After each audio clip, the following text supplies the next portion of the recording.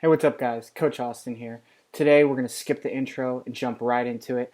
I'm making this video unexpectedly because I was what people call coal rolled when a diesel truck pulls alongside a pedestrian or cyclist and they dump a big black pile of fumes right in front of the pedestrian or cyclist, and they speed off for the pedestrian and the cyclist to choke on the fumes.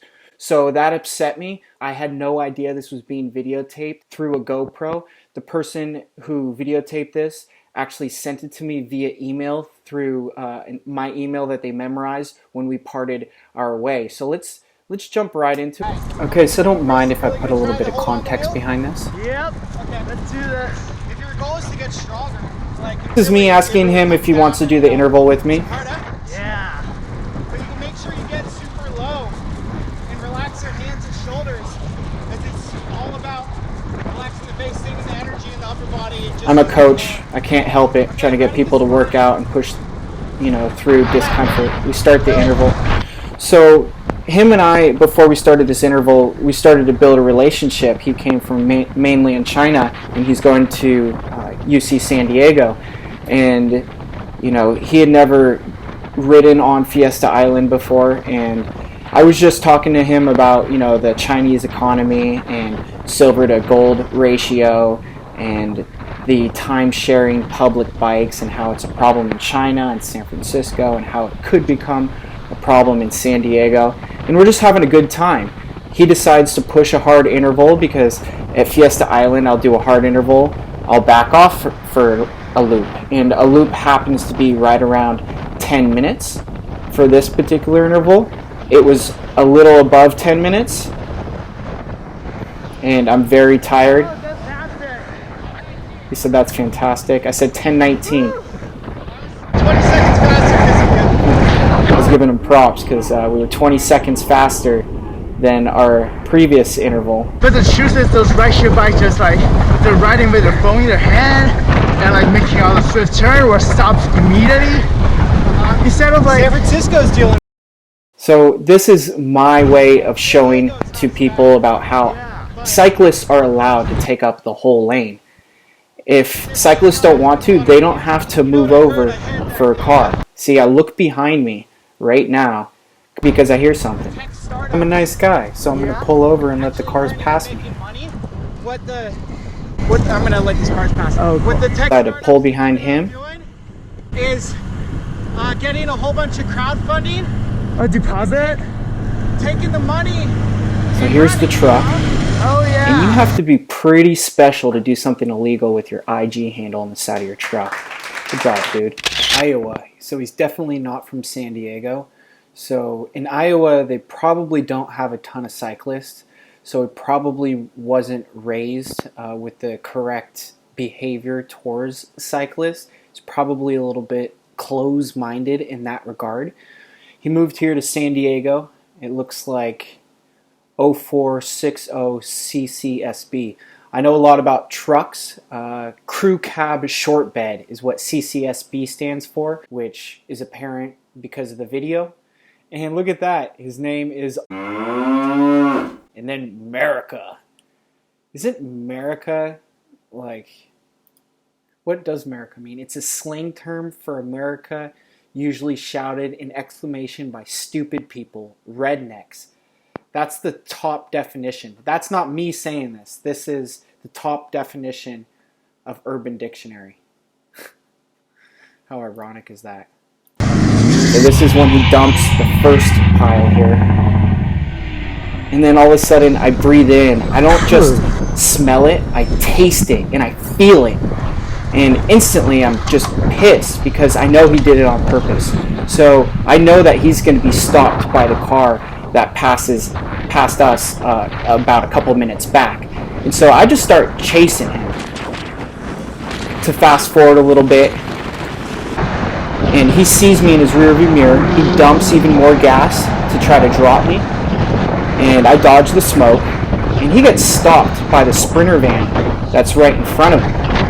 And so the Sprinter van starts to slow down, and I pull over on his right side because he goes over to the left so I can't get over on his side. Right here, I thought he was going to sideswipe me for a second. I thought I was going to have to get ready to bail.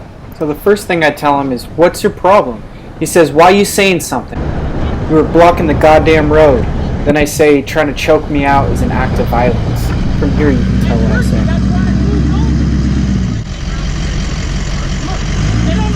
Get on a bike. Let me do that to you. It's not cool. It's very disrespectful, dude. Disrespectful. And he says, your feelings hurt, and then he just decides to dump another huge pile of deadly fumes in front of me. At this point, I'm just like, what the hell? I'm glad that that car ran through. They saw the whole thing happen. They're trying to fan it off.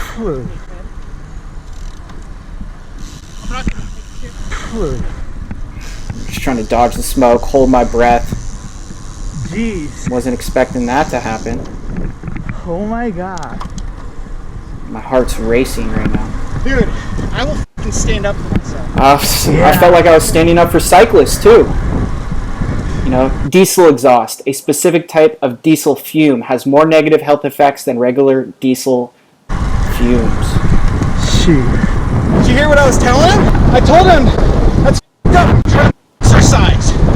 You know? I do want to clarify that I never used the F word as a noun. I used it as an adjective to express my feelings, but I never directly called him any derogatory name. That hurts your health, and let me do that to him. You know? Yeah. It's disrespectful. Not only is it disrespectful, gassing people is pretty shunned upon. Workers exposed to diesel exhaust face the risk of health effects ranging from irritation, blah blah blah, respiratory disease, and lung cancer.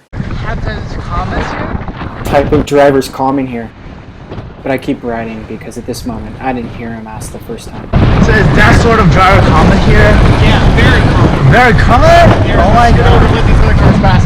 But that's one thing. Okay, maybe not super common, but it does happen from time to time. Because they don't care about their health. Yeah. All they do is hurt the environment and make it less likely for our children to succeed. All they do is hurt the environment and make it less likely for our children to succeed. I don't feel bad about that statement. I believe that to be true.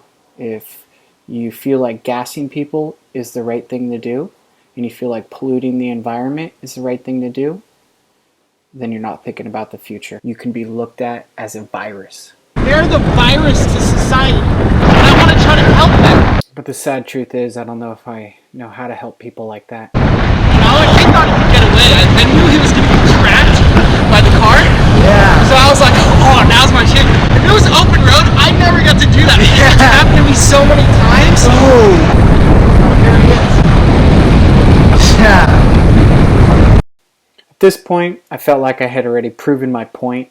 I didn't want to go to jail over any fights. I didn't want him to destroy my workout, so I continued my workout. I continued doing 10-minute laps around Fiesta Island, and he just stayed in the same place for the whole 90 minutes. It didn't look like he moved any wood out of the back of his truck to burn. That was probably the reason he was there. That's what people do at Fiesta Island. You know, I think he was parked in that direction so I couldn't see his IG handle. Little did he know he was being filmed the whole time. Real smart. So the main reason I made this video is just to expose people to the truth, expose people to the reality of the struggles that cyclists have to deal with on a day-to-day basis. If you think I was wrong in any way that I handled the situation, please comment below. If you've ever been coal rolled on, tell us. And please don't harass the guy. I'm sure he's going to get enough hate mail from doing the other stupid shit he does in his life. So let's leave him alone. Please comment, please like. Thanks for watching. Till next time, later.